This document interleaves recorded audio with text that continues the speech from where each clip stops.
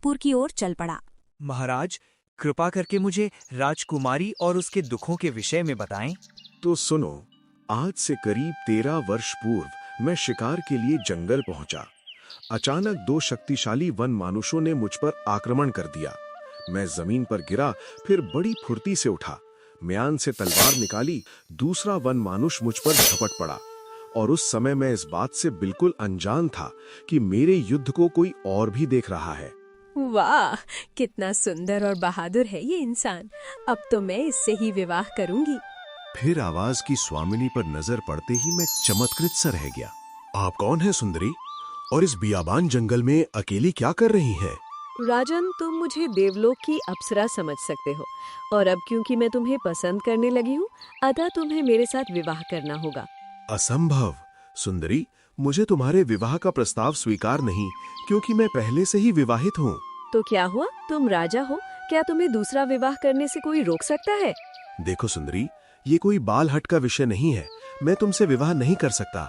राजन, तुमने मेरे प्रस्ताव को ठुकरा कर ठीक नहीं किया है। गुस्ताख लड़की, तुम मुझे धमका रही हो। मैं चाहूँ तो अभी तुम्हें तुम्हारी इस गुस्ताखी के लिए मजा चखा सकता हूँ। और इसी अट्टहास के साथ सुंदरी का रूप बदलने लगा। मूर्ख राजा, तूने मेरे साथ विवाह करने से इनकार कर अपने बुरे दिनों को आमंत्रित किया है। उफ, ये तो मायावनी चुड़ैल है। और सुन राजा, मैं तुझे मारूंगी नहीं, बल्कि तुझे मौत से भी बदतर एक ऐसी जिंदगी दूंगी कि तू हर पल अपनी मौत की कामना करेगा। तू क्या करेगी क्या नहीं करेगी ये तो बात की बात है। ये ले, पहले मेरे वार से बचकर दिखा। लेकिन जैसे ही मैंने चुड़ैल पर वार करना चाहा, एकाकी अदृश्य हो गई। मूर्ख राजा, अभी तो मैं जा रही हूँ, लेकिन याद रखना, मैं शीघ्र ही तुमसे फिर मिलूंगी और हमारी दूसरी मुलाकात तेरे बुरे दिनों की शुरुआत होगी। राजा शिव प्रताप आगे बताते हैं कि 1 माह बाद वही चुड़ैल राजमहल के राज उद्यान में प्रकट हुई और राजन, मैं तुम्हारी बेटी को तिलिस्मी घाटी ले जा रही हूँ। मैं इसे मारूंगी नहीं, इसके जीवित रहने पर तुम हर पल आंसू बहाओगे। हाय दुष्टा, तू इसे नहीं ले जा सकती। मैं तुझे जान से मार दूंगा। हट राजा। और फिर मैं अपनी चेतना खो बैठा। वो चुड़ैल मेरी मासूम बेटी उर्मिला को उठा कर ले गई।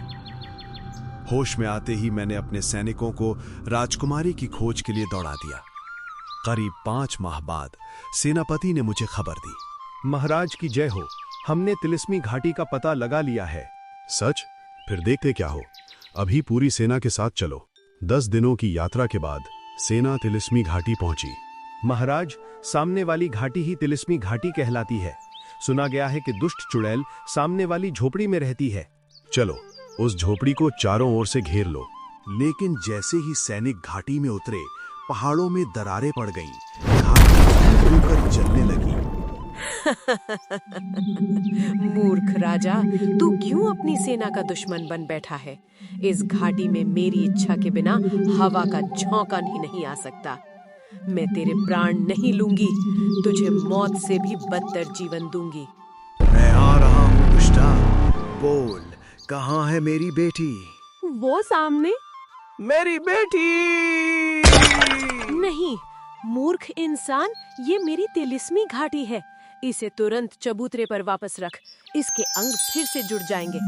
तू जब चाहे यहाँ आकर अपनी बेटी से मिल सकता है, लेकिन भूलकर भी इसे नीचे मत उतारना। मजबूर होकर राजा शिव प्रताप बेटी को वहीं छोड़, इधर रानी चंद्रकांता ने पुत्री के वियोग में प्राण त्याग दिए।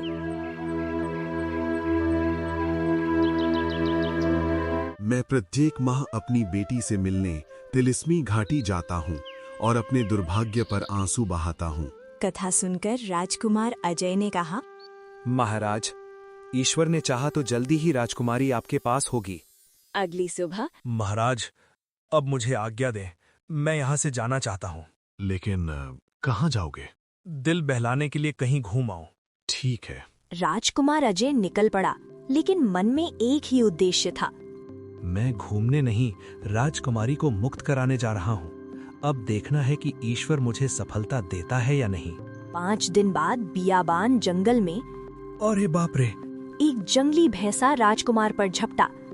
घमासान युद्ध हुआ। ये मुसीबत मेरे बस से बाहर है। राजकुमार अजय ने बड़ी फुर्ती से भैंसे से मुकाबला किया और उसकी सिर पर लगे भाले को पकड़ा कि तभी अचानक भाला भैंसे के सर से निकल गया। तभी भैंसा यक्ष में बदल गया। डरो मत युवक, मैं यक्ष हूँ और जिस भैंसे से तुम लड़ रहे थे मैं वही था। मेरी इस दशा के लिए तिलिस्मी घाटी की चुड़ैल जिम्मेदार है। यक्ष अपनी कथा सुनाता है। ये आज से कुछ दिन पहले की बात है। मैं इसी जंगल से गुजर रहा था कि तभी बचाओ बचाओ, मैं चीख और पुकार वाली दिशा में बढ़ा और देखा कि अरे ये तो कोई चुड़ैल है जो शायद इन 3 इंसानों का अहित करना चाहती है। छोड़ दो दुष्ट हमें। तब मैंने आगे बढ़कर उसे ललकारा, छोड़ दे इन तीनों निर्दोष मानवों को। इन्होंने तेरा क्या बिगाड़ा है?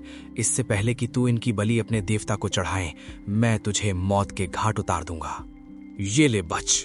अगले ही पल उस चुड़ैल के मुंह से एक त्रिशूल निकला और अरे आश्चर्य, मेरी शक्ति के परखच्चे उड़ गए और तब आगे बढ़ता हुआ त्रिशूल मेरी गर्दन से टकराया और लेकिन अगले ही पल ओह, मैं तो भूल ही गई कि ये स्वर्ग लोक का प्राणी है और अमर है, अतः इसे मारना संभव नहीं है।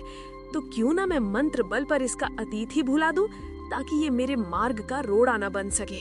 ये सोचकर चुड़ैल ने एक भाला निकाला और कोई मंत्र पढ़कर मेरी ओर फेंक दिया, और इसके पहले कि मैं उस आक्रमण का कोई बचाव कर पाता कि तभी इसी के साथ न केवल मेरा अतीत मुझसे छिन गया, बल्कि साथ ही मेरा रूप भी मुझसे छिन गया।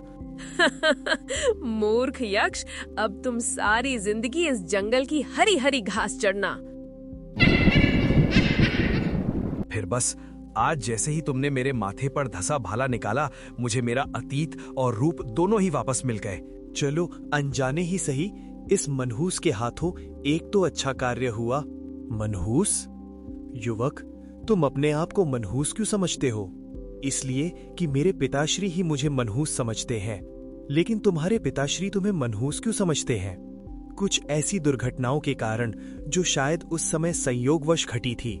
फिर राजकुमार अजय यक्ष को शुरू से लेकर अंत तक की सारी कहानी विस्तार पूर्वक बताता चला गया और उसकी पूरी बात सुनकर तुम्हारे पिताजी ने कितनी बड़ी भूल की है। मुझे विश्वास है कि जल्द ही तुम्हारे पिताजी को इस सत्य का एहसास हो जाएगा कि तुम या इस संसार में कोई भी इंसान मनहूस नहीं होता। और अब तुम क्योंकि एक पवित्र उद्देश्य के लिए निकले हो, अतः ये लोग पवित्र माला जब तक है तुम्हारे गले में रहेगी। तिलिस्मी घाटी का कोई भी ताकत तुम पर असरकारक नहीं होगा और तुम आसानी से उस चुड़ैल को मार सकोगे, और चुड़ैल के मरते ही तिलिस्मी घाटी का सारा तिलिस्म अपने आप ही खत्म हो जाएगा। लेकिन यक्ष, एक बात मेरी समझ नहीं आई, जब अद्भुत माला आपके पास थी तो आपने चुड़ैल को क्यों नहीं मार दिया? तुम्हारा संदेह ठीक है राजकुमार। यक्षों के राजा ने मुझे माला देते हुए कहा था कि ये माला मैं अपने काम के लिए किसी दूसरे लोक में इस्तेमाल नहीं कर सकूंगा, लेकिन कोई दूसरा इसका कहीं भी अपने शत्रु को मारने के लिए इस्तेमाल कर सकता है। इसलिए उस चुड़ैल ने मुझे भैंसा बना दिया। ये कहने के साथ ही यक्ष अदृश्य हो गया। राजकुमार तिलिस्मी झोपड़ी ढूंढने निकल गया। राजा शिव प्रताप के बताए अनुसार यही तिलिस्मी घाटी होनी चाहिए। फिर वो घाटी में उतरने लगा, लेकिन अभी वो घाटी में कुछ ही नीचे उतरा था कि तभी घाटी पर दरारें पड़ने लगी, किंतु राजकुमार सुरक्षित था। ऐसा लगता है कि मेरे पांव तले कोई पारदर्शी शीशे की जमीन से मेरी जान बच गई हो। मेरे ख्याल से ये सब यक्ष द्वारा दी माला का चमत्कार है। राजकुमार पुनः आगे बढ़ा कि अभी मजा चखाती हूँ। अगले ही पल घाटी धूं धूं कर जलने लगी। तभी देखते ही देखते घाटी पर लगी आग पूरी तरह बुझ गई। अभी राजकुमार ने इस मुसीबत से छुटकारे की सांस ली ही थी कि तभी मुसीबत पर मुसीबत, चट्टानों से बड़े बड़े पत्थर उसकी ओर गिरने लगे। लेकिन अगले ही पल राजकुमार के गले में पड़ी माला से रोशनी की कई किरणें निकलीं और राजकुमार की ओर लुढ़कती चट्टानों से टकराईं। परिणाम स्वरूप अरे, ये तो कोई मायावी मनुष्य लगता है। मैं अभी से मजा चखाती हूँ। मूर्ख इंसान, तू यहाँ मरने के लिए आया है ना? ले मर। यहाँ कहने के बाद अपना हाथ हवा में लहराया तो एक त्रिशूल वहां प्रकट हुआ। अब बचाव का क्या उपाय करूं? लेकिन राजकुमार का बचाव हुआ यक्ष द्वारा दी माला के कारण। त्रिशूल राजकुमार की गर्दन तक पहुंचकर रुका और फिर चुड़ैल की तरफ वापस हुआ। और अगले ही पल नहीं,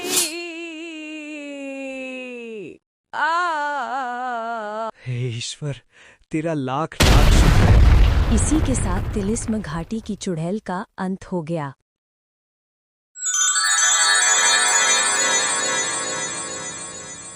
राजकुमार झोपड़े के पीछे बने चबूतरे तक पहुंचा। महामंत्री, राजा अजीतपाल और राजकुमारी उर्मिला वहां कैद थे। पिताश्री, आप यहाँ? हाँ अजय बेटे। ये सुंदर युवक कौन है? आप लोग इस चुड़ैल के चंगुल में कैसे फंस गए? बेटा, जिस दिन मैंने तुम्हें बुरा भला कहकर जंगल में अलग किया था, वह चुड़ैल उसी दिन हमको यहाँ उठा लाई थी। लेकिन तुम यहाँ कैसे पहुंचे? मैं राजकुमारी उर्मिला को चुड़ैल से मुक्त कराने आया था। मैंने चुड़ैल की तिलिस्मी को नष्ट कर दिया है। अब आप सब उसकी कैद से मुक्त हो चुके हैं। अरे, ये सुंदर युवक तो मेरा नाम भी जानता है। राजकुमार ने सारी कथा सुना दी और उसकी पूरी बात सुनने के बाद राजा ने अपने किए व कहे पर राजकुमार के आगे खेद प्रकट किया। पुत्र, मैंने अज्ञान में आकर तुम्हें मनहूस कहा, मुझे क्षमा कर दो। और फिर सब लोग राजकुमारी उर्मिला को लेकर रावतपुर के राजा शिव प्रताप के यहाँ पहुंचे। पिताश्री! मेरी बेटी, तुम? कहीं मैं कोई सपना तो नहीं देख रहा? फिर कुछ ही दिनों बाद राजा शिव प्रताप की विशाल सेना के साथ राजा अजीतपाल ने तारापुर राज्य पर आक्रमण किया। आक्रमण! कई दिनों की भयंकर युद्ध के बाद अंत में राजा अजीतपाल की विजय हुई। विजय हो! इस तरह राजा अजीतपाल ने अपना खोया हुआ राज्य वापस पा लिया। राजा शिव प्रताप की सहमति से राजकुमार अजय और राजकुमारी उर्मिला का विवाह संपन्न हुआ। राजा अजीतपाल ने जीवन भर कभी भी अपने पुत्र को मनहूस नहीं कहा और इस प्रकार सत्य, धैर्य और साहस की विजय हुई।